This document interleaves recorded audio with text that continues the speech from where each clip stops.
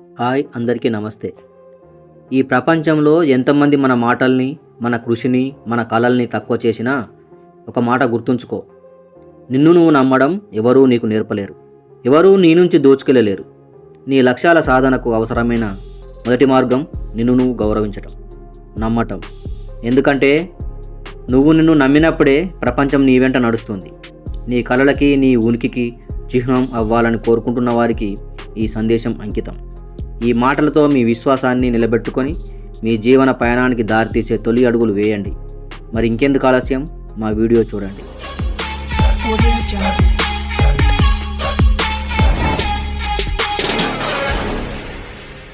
ఈ భూమి మీదికి నువ్వు ప్రమాదవశాత్తు రాలేదు. 10 మందితో కలిసి రాలేదు. విడివిడి భాగాలన్నీ ఒక చోటకు చేర్చి తయారు చేసిన అసెంబుల్డ్ ప్రోడక్ట్గా రాలేదు. మాస్టర్ క్రాఫ్ట్ మ్యాన్ ద్వారా ప్రేమపూరిత వాతావరణం నుంచి ఒక కానుకలా ఈ భూమి మీదకు వచ్చావు అన్నారు అమెరికన్ రచయిత మ్యాక్స్ లుకాడో. మరి అలాంటి అపురూపమైన వరంగా లభించిన ఈ జీవితాన్ని మనం ఎలా వాడుకుంటున్నాం అన్నది ఎప్పుడైనా ఆలోచించారా? ఎన్నెన్నో అపోహలు, అనుమానాలు, అసంతృప్తులు వేధిస్తుండగా జీవితాన్ని బండిలాగినట్లు బలవంతంగా లాగడమే తప్ప ఉత్సాహంగా తోలడం ఉండదు. ఎందుకని ప్రశ్నించుకున్నారా? లోపం ఎక్కడో లేదు, మనలోనే ఉంటుంది. దాన్ని గుర్తించకుండా బయటి కారణాలు వెతుక్కుంటాం. ఎవరో వచ్చి మనల్ని ఉద్ధరించారని తెలుసుకోవాలి. ఎన్నో తీయని కలలు కంటాం. వాటిని నిజం చేసుకునే అవకాశం మన చేతిలోనే ఉందని మనకి మనం చెప్పుకోవాలి. అది ఎప్పుడు సాధ్యమవుతుంది అంటే మన మీద మనకి నమ్మకం ఉన్నప్పుడు. 100కి 90 మంది వెనుకడిగి వేసేది, ఏమీ సాధించకుండా మిగిలిపోయేది ఆ నమ్మకం లోపించడం వల్లనే. ఎందరో విజేతల్ని చూస్తుంటాం, వాళ్ళ గెలుపు కథ వింటాం. ఆ స్థానంలో నేనెందుకు ఉండకూడదు, నాకేం తక్కువ అని ప్రశ్నించుకోవాలి. ఏదైనా సాధించగల శక్తి మనలోనూ ఉందని గుర్తించాలి. దానికి ఆత్మవిశ్వాసం, ఆత్మస్థైర్యం, స్వీయ హామీ ఏ పేరైనా పెట్టుకోవచ్చు.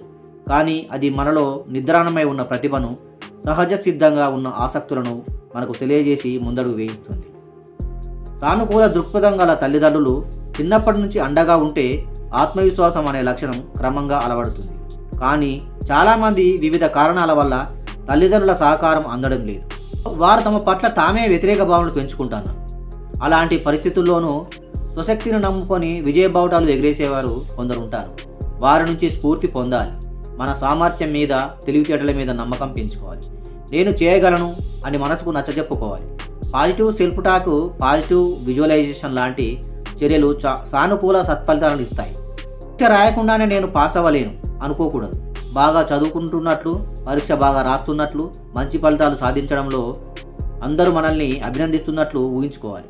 అప్పుడు వెలువడే ఫీల్డ్ హార్మోన్స్ ఇచ్చే ఉత్సాహంతో కార్యాచరణకు ఉపక్రమిస్తే ఊపే నిజమవుతుంది. What you think you become అంటే అర్థం ఇదే. మన గురించి మనం ఆలోచిస్తే అలా జరుగుతుంది, విజయం వరిస్తుంది. విన్నారు కదా మిత్రులారా?